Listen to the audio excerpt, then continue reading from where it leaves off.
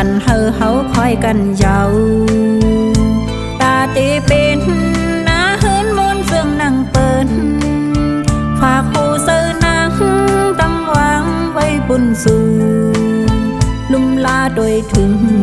ต่อโซปานน้องเฮานาเดอยู่โฮมสาหูสอนเงาฮับปีดอโซสั่งถึงสู่เมาปีสายหักอ่อนเนยแต่เมื่อวันอันเฮาหูสักกันมา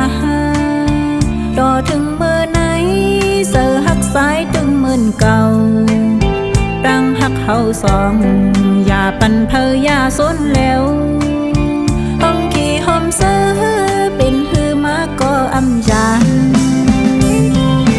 พ่อแม่พี่น้องเฮาตั้งสองพิษศักดิ์ศรีหันถึงซ้อมกู้ภัยยาวผมจุ้มซ้ำหักเฮาสองก็เฮาเป็นพ่อห่มเท่ามีห่มเกอยู่เจเสหักกึ้มถึงต่อสู้ลองสั่งมาก็เฮาป้องเสอกัน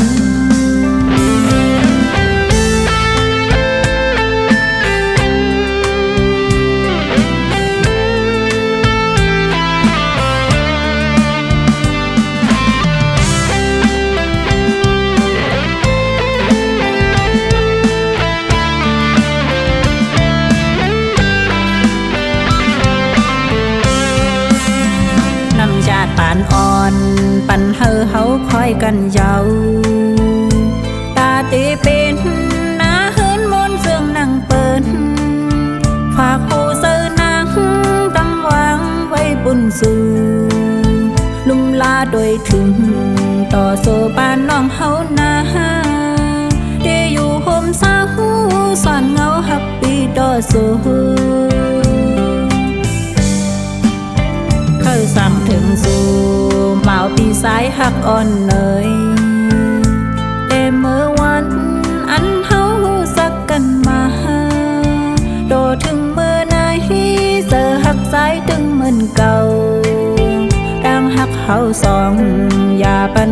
อย่าสนแล้วห้องขี่หอมเสือเป็นหือมาก็อำชาพ่อแม่พี่น้องเฮาตั้งสองเฮ็ดศักดิ์ศรีหันถึงซ้อมกู้ภัยยาวผมจุ้มซ้อมหักเฮาสองก็เฮาเป็น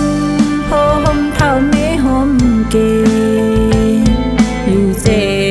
สหักกึ้มถึงต่อสู้ลองสั่งมาก็เฮาป้องเสอกันลองสั่งมาก็เฮาตีอำจา